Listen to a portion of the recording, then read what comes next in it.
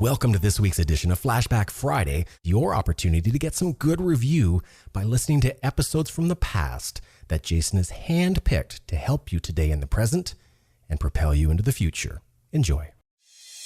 This show is produced by the Hartman Media Company. For more information and links to all our great podcasts, visit hartmanmedia.com.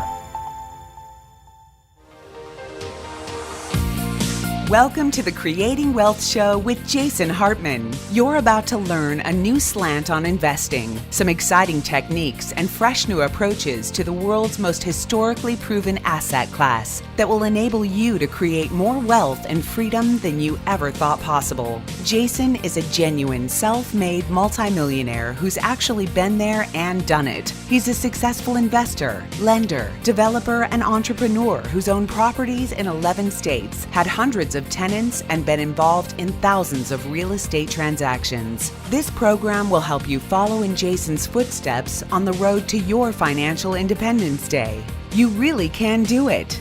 And now, here's your host, Jason Hartman, with the complete solution for real estate investors. Hey, welcome to the Creating Wealth Show. This is episode number 569. Thank you so much for joining me today. I'm your host, Jason Hartman. I've got Sarah with me today because we want to do something that I am going to dub the Checklist Edition. Wouldn't it be nice to have a checklist when you buy a property and when you close on a property and when you apply for financing on a property and do all of these different things? So the first step on your checklist, obviously, is to listen to the Creating Wealth Show. That's the most important part, right, Sarah? Yes, of course. Creating Wealth with Jason Hartman. And without listening to the Creating Wealth Show, like if you didn't listen to that, you might end up shooting yourself in the shoe. You promised you were going to stop bringing up these jokes. I couldn't resist. That's an inside joke for our longtime listeners. The rest of you will not get it. But let's take a survey. Is it even funny anymore? Because I don't think it's funny anymore. It's funny to me, but I'm humored by, really silly things that just, it's probably not funny to anybody. So let's just move on and act like I didn't even attempt that lame joke. Okay. So why is a checklist important? I mean, obviously it keeps you on track. There's a good book, by the way. I think it's called the Checklist Manifesto. Certainly when I was pilot training, learning how to be dangerous in the skies, you always had a checklist. Pilots used back then a knee board. This was before the iPad. And now they're doing iPads all the time. But you always look at your checklist, your pre-flight checklist, your pre-landing checklist. And even very experienced pilots do this. And it's certainly helpful. Surgeons do this. It's a common practice. And I think it's a good best practice for doing anything. So with properties, let's kind of just go through a loose outline of this, Sarah. Also just talk generally about pitfalls that we see, our clients getting themselves into, how to avoid these things, and just all of that kind of stuff out there. I think, why don't we just take it in sort of chronological order? I'm sure we'll get off the outline here, but, in terms of acquiring a property, what are some of the first things people should look at in the acquisition phase? And maybe, Sarah, because you do this all day long with our clients as an investment counselor, maybe how to pick a market or pick the property, or I'll let you take this for a moment. Yeah, sure. I mean, we certainly, the first step would be to have a phone consultation with your investment counselor, to go over this checklist from the get-go and kind of have an outline of what you're going to be doing. And certainly, discussing your goals and your time horizon and, when you're going to get started and how many properties you're going to purchase, this year and, what your short and long-term goals are. That's kind of a step two after listening to the podcast, right, is to have a phone consultation. And those are complimentary. I do those every day with our clients. And, it's important to know we also do, annual reviews with our clients even after they've purchased properties. And so during that call, we'll kind of narrow it down to maybe, top 3 markets of interest, and really narrow it down to a starting point. And then I'll start to feed them property performas in different markets of interest, so they can get an idea of what the inventory looks like. And then once they get that list of properties from me, they might be able to say, hey, I like, these three versus these three, we'll open up a dialogue as to what they like and why they like those properties. And from there, I'll send a follow-up email, with a property address, the local market specialist info. We'll probably do a conference call with that local market specialist and really fine-tune the details of that property. And so just going through this list here, that would include, again, property address, age of the property, square footage, year built, all of those items. And then, of course, we would recommend you do a little Google Maps search. Yeah. And you said age and year built, so those are obviously the same thing. But oh, did I shoot myself in the foot? In the shoe? In the shoe. Yeah. I always just love to tease you about these things. You do the funniest thing. You take old expressions and revise them to the Sarah method. Exactly, yes. Yeah, it's awesome. Hey, but the other thing I think people should consider is the year rehabbed and understanding how extensive that rehab was, because some of our providers, and I don't really like that they do this, but we can't catch everything. So just understand that when they upload properties to the jasonhartman.com website, they'll put in year built and they'll say this year. And when they say 2015, that's not really true. The house could be built in 1990, but it was rehabbed in 2015. And some of these providers, our local market specialists, do pretty extensive rehabs for sure. But that's just a word of caution to the listeners. I want you to keep that in mind. I don't think anybody would be deceived by it, but it's just something to keep in mind. Yeah, and one thing to add to that is you have to be careful as you're working with different providers, different market specialists, not to compare one operation to the next. I mean, you can certainly compare them and choose to go with a more extensive rehab, but just understand that the property may be priced accordingly. So we have some rehabbers that we work with that do a basic rehab job. I think, we went over this on one of the past Birmingham podcasts.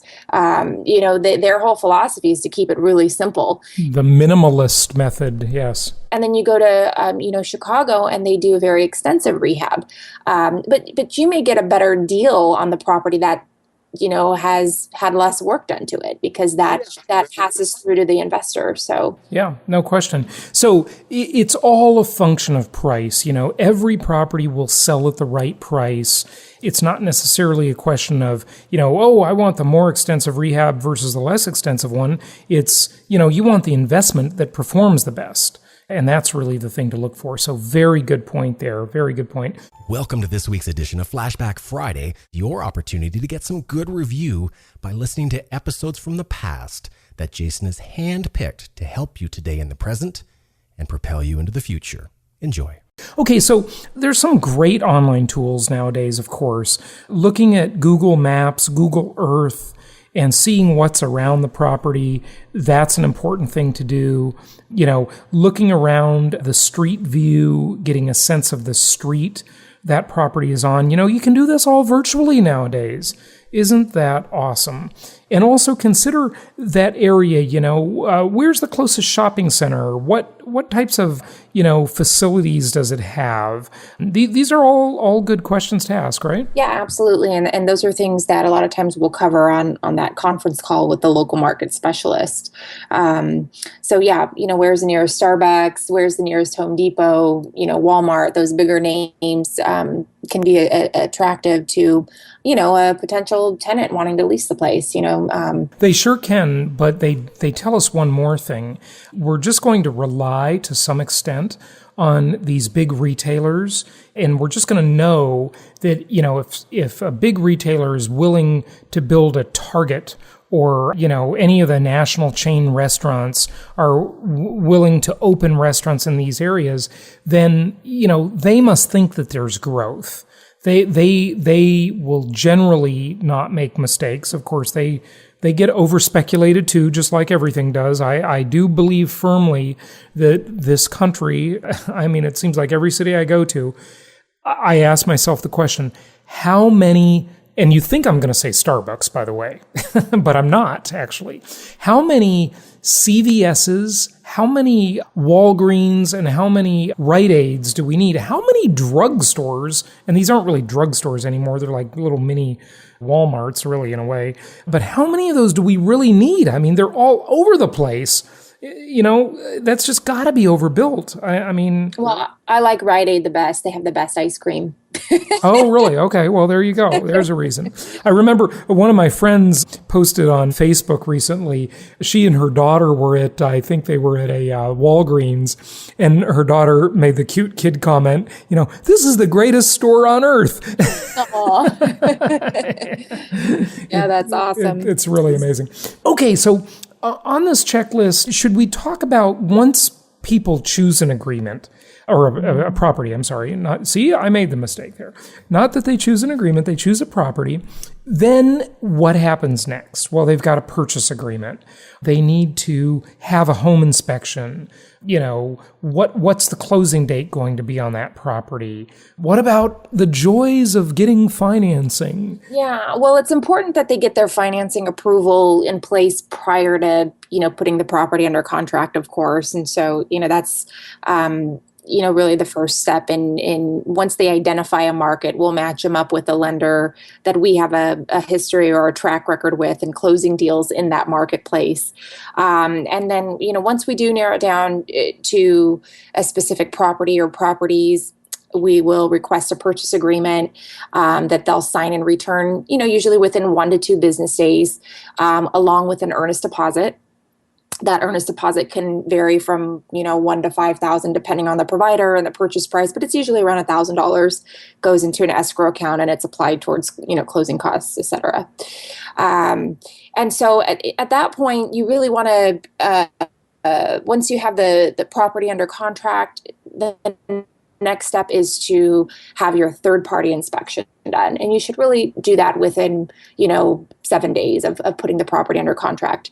You want to check and maybe you want to touch, Jason, on some of the major items that may come up on the inspection report, but I tend to think important items would be, the condition of the roof, HVAC, plumbing, electric outlets, and things like that. Yeah, I think you could sum it up by saying systems and roof.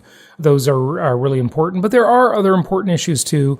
Sarah, do you want to, give any guidance on how to pick a home inspector or, this third-party inspection? The local market specialist will refer you to someone, but I would really like it if people ask for a few referrals and don't just use one that the local market specialist refers them to. Maybe, I think it would be a best practice, not a maybe, but it would be a best practice for them to contact one themselves that they just find online.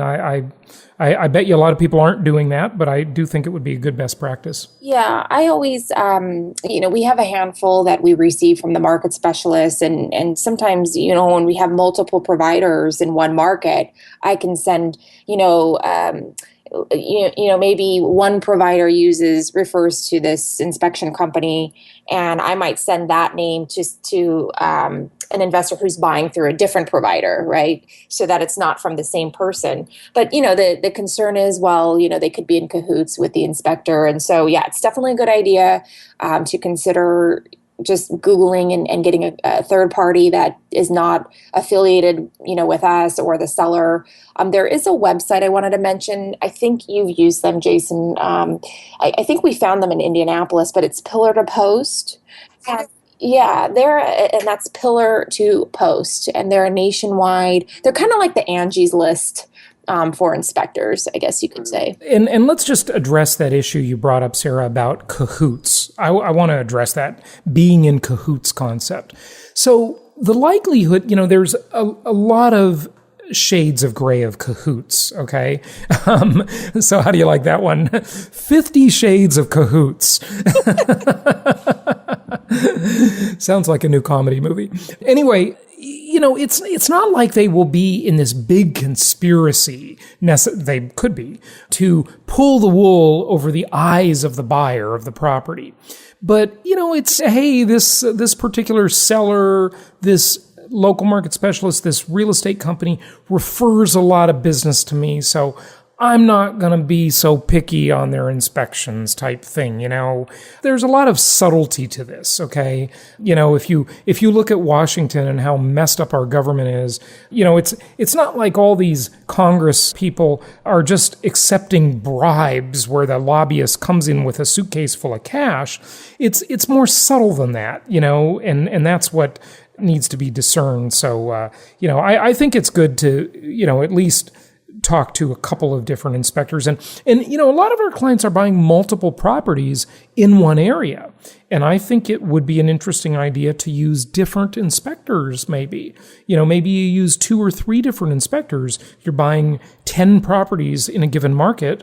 Maybe you'll sort of spread that around and get a feel for the different inspectors and look at how their reports are and so forth. And that might be an interesting lesson as well. Yeah, and I'm not overly concerned with this being a problem. Here's how I would address this concern is, I've seen a lot of inspection reports over the years, and they don't really leave a lot to the imagination. They take photos of every angle, the property. I've seen them point out cracks in the sidewalk, which, I then have to say to the client, look, they're not going to fix all the cracks in the sidewalk. If it's a big one, they may, but they point out so many things with the house that some items won't be fixed. They're like minor items. But, in the event that they do come up, we would just forward that inspection report back to the seller and, have them go through and take care of any items that come up. And, usually the buyer and seller come to an agreement of what needs to be fixed and they move forward. But again, the purpose of having that inspection report is if there's just not a meeting of the minds, you can identify another property. Right. And it's very important what you just said. The inspection report is not an opportunity for the investor, for the buyer, to get a bunch of upgrades to the property. That's not what it's for. It's to keep you out of trouble from getting into something really bad, and so that you go into the deal with your eyes wide open. You're not buying something new. They're not going to do cosmetic things. It's not a chance to nitpick at things. That's just not going to fly. So just have a reasonable perspective with that stuff and know that. What about the financing part? I mean, leverage is so valuable to investors. It's so powerful, the mortgage. It's really a huge asset, but it's not so easy to get anymore. What do you think about the financing process and any tips on making it easier for people? Well, I think it's definitely easier than it was a few years ago, no doubt. Fair enough. It's not easier than it was 12 years ago, though. No, it's not. Right. I mean, it's a pretty simple process to get pre-approved. Most lenders have an online application link, and you'll follow that up with a call, and they'll give you a list of documents, including your, tax returns, bank statements, and a sample of your blood. You'll send That's a joke, obviously. Kidding. You'll send all that over to the lender, and they're going to run your numbers and make sure you're below their expectation from the debt to income ratio perspective. And, they've got everything all electronic on the back end. So it actually is a pretty, I think people think when they have to go through the financing pre-approval process that it's this big, long process, and it's really not. It usually takes the lenders just a few days to have an idea. As long as all the information you're submitting is true, and you're not hyping up your income or leaving out any big debts, it's pretty easy for them to give you a thumbs up on your approval. The tip I want to share with listeners, and I do this at the seminars, and I think our audiences do appreciate this, is that I don't let them use all these acronyms. I mean, they're so... I cannot believe the way these financing people talk in acronyms that the public doesn't know. And, a lot of times people feel intimidated and they feel kind of like afraid to ask, DTI, that's debt to income ratio.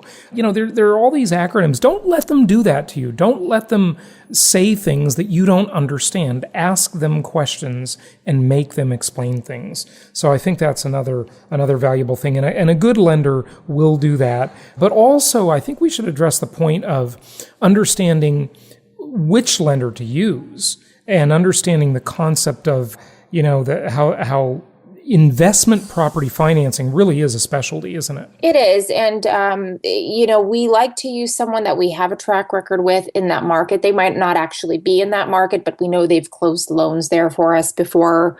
The other thing is lenders have certain, minimum loan amount requirements. And so, one of our newer lenders that we like has been very competitive on rates, but he can't do a loan below $60,000. Well, I just found that out. And so, as you're sequencing your deals and maybe doing multiple closings, we're going to refer you to the lenders that we know can close deals for you based on, the loan amounts as well. The other thing is, we have a handful of lenders that we like, but what I found over the years is like sometimes they jack up their closing costs. Yeah, they do. We're just the same way. One of my 10 commandments is be area agnostic. And so we are disloyal to areas. We like that. That's part of our business model. Some of our competitors out there in this very small cottage industry, they can't be disloyal to markets because they have a physical presence in these markets, and that makes them committed to the markets. So just like we're disloyal to markets, we're also disloyal to service providers like lenders. If they start increasing fees and doing that kind of thing, we're going to recommend that the business go elsewhere to the more competitive source. And so these are just constant things that we always need to monitor. And we do that by getting feedback from you, our clients. So I think that's a really good thing. It's an ecosystem, and we want to make sure that our clients are getting treated right. They're getting good service. They're getting good competitive pricing as well. So that's definitely one of the ongoing challenges, right, Sarah? Absolutely. And we appreciate the client feedback. We do take it into consideration, when recommending different providers and lenders and so forth. Getting back to this list, you've got your pre-approval, you've got your purchase agreement, you had your inspection done. You may have a re-inspection done, which is, about half the fee of the first inspection. And, that's, for peace of mind, if there's some items that need to be taken care of and they're major items, you may hire that same inspector or a different one to go back out and make sure those items were taken care of. Once you get through that inspection period and you have a meeting of the minds, it's kind of like a, hurry up and wait. The lender is going to do their thing in the background, in processing all your loan information. They're going to request more documentation. While they're doing that and working towards the closing date, by the way, the closing date is, usually within 30 days of the purchase agreement, although conservatively could go, up to 60 days or even longer. But ideally, 30 to 45 days is your escrow period. And so while the lender is processing all your paperwork, getting it to underwriting, you are going to be reviewing property management agreements, calling the local insurance agents in the area. We'll give you some names and numbers, but again, this is another area where you can call a third-party insurance company for a quote and just make sure you're getting apples to apples quotes. So you want to get probably 3 quotes. So first of all, some of you listening may be asking, well, isn't there a company that does insurance nationally? Yes, there are a couple of them. We used the most famous one for a little while, and we had some bad feedback and bad experiences. I personally had a bad experience with this company, so we don't recommend them anymore. So we just go with a local people, and you can use usually one insurance broker or insurance company in that state. So any properties you buy in that state, doesn't have to be the same city, you can usually use one source for that. And so if you're in 3 different states and maybe 5 different markets, meaning different cities or metro areas, you've really only got 3 insurance agents to deal with, and you can build a very large portfolio off of that. But a lot of people call me and ask me these strange questions about umbrella policies. And I have a hard time putting my head around why I'm getting some of these funny questions about umbrella policies. An umbrella policy is nothing more, and by the way, I guess I have to make the disclaimer like I say when it's a legal issue or a tax issue that I'm not a tax or legal advisor. I'm also not an insurance person. Okay, so let me throw that one out there. But an umbrella policy is simply a policy that covers you beyond the limits of your insurance. So if your insurance had a $1 million or a $500,000 limit, and your umbrella policy was on top of these insurance policies, it might go to $2 million. And they're very cheap to get these policies. Well, the reason they're so cheap is because they hardly ever have a claim. Okay? So it's really easy to get this higher coverage, but what people don't seem to understand, because they have this umbrella term sort of stuck in their head for some odd reason, is that they can just get policies with higher limits too. Okay? Just to have the primary policy have a $1 or $2 million limit. And that would effectively do the same thing as an umbrella policy would do. So it's just a different way to look at it or slice it up. It's not like you have to have an umbrella policy. What you have to have is a certain insurance coverage amount that makes you feel comfortable. And you can do that with primary policies or with a combination of primary policies and umbrella policies. And we're not going to talk about asset protection stuff today, which is a whole different, longer issue. We've done many shows on that in the past. So that's just something I wanted to say about insurance. And then also think about your deductible. And Sarah, I'm sure you're going to have something to add to this probably. But your deductible, if you get really high deductibles, it's going to cost you a lot more. And typically, there are insurance claims that arise out of air conditioners getting stolen. Okay, that's sort of a common claim. And you may want to get your air conditioner caged.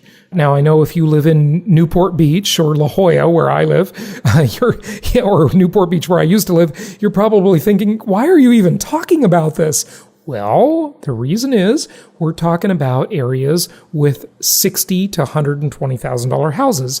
These are not the areas most of our investors live in. Okay, so it's a different world, but this is the world that makes sense for investment, where you can get good return on investment. So you can do that for about $300 or so. And, you may want to have a higher deductible on your insurance, maybe $2,500 rather than $500. And if you just do the math on that, understanding that you're going to bear more of the risk, it may really make sense where in 3 years, you're going to get paid back for having that lower deductible. So keep that in mind. Another important thing, right, Sarah? Yeah, I mean, it's almost the concept of self-insuring, which obviously you don't want to totally self-insure, but you are in a sense self-insuring for that difference. Yeah, no question about it. Okay, we are going long here. Let's wrap this up. I mean, what else do you want people to do in terms of these checklist concepts? There's by the way, we have some checklists for you, and there's more to it. At Jason Hartman University, we put a little property acquisition checklist in that workbook. By the way, we're going to make that accessible to the public soon, where they can watch the university online and so forth. Yeah, I mean, just to wrap it up, so we've pretty much brought them through the process of acquiring the property. And, from there, they're going to get a close date. They're going to sign their closing documents. They'll send out a notary to your home, and you'll sign in the presence of a notary. But during that time when you close, you should be thinking about, here's a big one, is the change of address form. And you can just go to the United States Postal link. And again, this is on the checklist. And just make sure you forward all the mail from your investment property address to either a PO box, or you can forward it to your personal mailing address, so that your tenant is not getting all your mail and the different solicitations that may come, and your HOA bills, if you have them.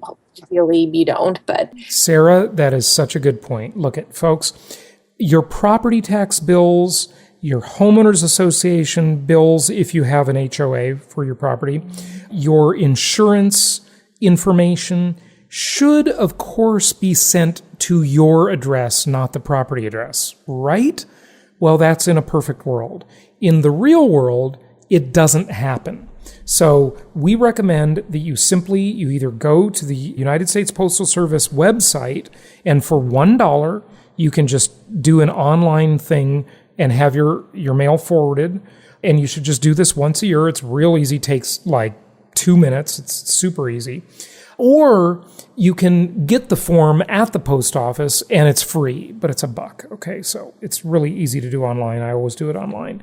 And just constantly keep that mail forwarded to you so that you'll see what's going on with that property. Now, of course, you're not forwarding the tenant's mail, it's by name. So if you have an entity that owns your property or your personal name, I would suggest you do that for both, for your entity name and your personal name, and just keep that mail forwarded to your address so that you don't miss anything, okay? So very good. Sarah, I think that's a great last point to wrap up with. And listeners, there's a lot more to this. We just wanted to talk about a few of the issues here, and hopefully this was helpful to you. And we are here to guide you through this, to help you with the entire process, and to make it as easy as possible for you.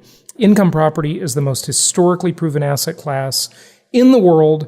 So I hope we didn't make this sound overcomplicated. It's a lot easier than studying and becoming an expert on the stock market, where you're probably not going to make any money anyway, right, Sarah? Yep, good point. Great point. The insider's game, the vast Wall Street conspiracy. Sarah, everybody can contact us, of course, at jasonhartman.com. Any final thought for people? Well, I think we've got our events coming up, so check the website. And of course, we've got our Jason Hartman University membership with a lot of these checklists, as you've mentioned. So if you have any questions about upcoming events, properties, or this checklist, feel free to contact us. Excellent. Good stuff. And by the way, speaking of upcoming events, we've got our Venture Alliance Mastermind event in Providence and Newport, Rhode Island. Little side trip to Martha's Vineyard. By the time you hear this episode, we will be right on the heels of that event. But if you want to join us, go to venturealliancemastermind.com or talk with your investment counselor that you can contact through jasonhartman.com. We're going to have a Florida property tour coming up, probably Orlando coming up in November. So check that out at jasonhartman.com, as well as Meet the Masters. Thank you so much for joining us today. I've never really thought of Jason as subversive, but I just found out that's what Wall Street considers him to be. Really? Now, how is that possible at all? Simple. Wall Street believes that real estate investors are dangerous to their schemes because the dirty truth about income property is that it actually works in real life. I know. I mean, how many people do you know, not including insiders, who created wealth with stocks, bonds, and mutual funds? Those options are for people who only want to pretend they're getting ahead. Stocks and other non-direct traded assets are a losing game for most people. The typical scenario is you make a little, you lose a little, and spin your wheels for decades. That's because the corporate crooks running the stock and bond investing game will always see to it that they win. This means, unless you're one of them, you will not win. And unluckily for Wall Street, Jason has a unique ability to make the everyday person understand investing the way it should be. He shows them a world where anything less than a 26% annual return is disappointing. Yep, and that's why Jason offers a one-book set on creating wealth that comes with 20 digital download audios. He shows us how we can be excited about these scary times and exploit the incredible opportunities this present economy has afforded us. We can pick local markets untouched by the economic downturn, exploit packaged commodities investing, and achieve exceptional returns safely and securely. I like how he teaches you how to protect the equity in your home before it disappears and how to outsource your debt obligations to the government. And this set of advanced strategies for wealth creation is being offered for only $197. To get your Creating Wealth Encyclopedia Book 1, complete with over 20 hours of audio, go to jasonhartman.com/store. If you want to be able to sit back and collect checks every month, just like a banker, Jason's Creating Wealth Encyclopedia series is for you. This show is produced by the Hartman Media Company, all rights reserved. For distribution or publication rights and media interviews, please visit www.hartmanmedia.com or email media@hartmanmedia.com. Nothing on this show should be considered specific personal or professional advice. Please consult an appropriate tax, legal, real estate, or business professional for individualized advice. Opinions of guests are their own, and the host is acting on behalf of HartmanMedia.com exclusively.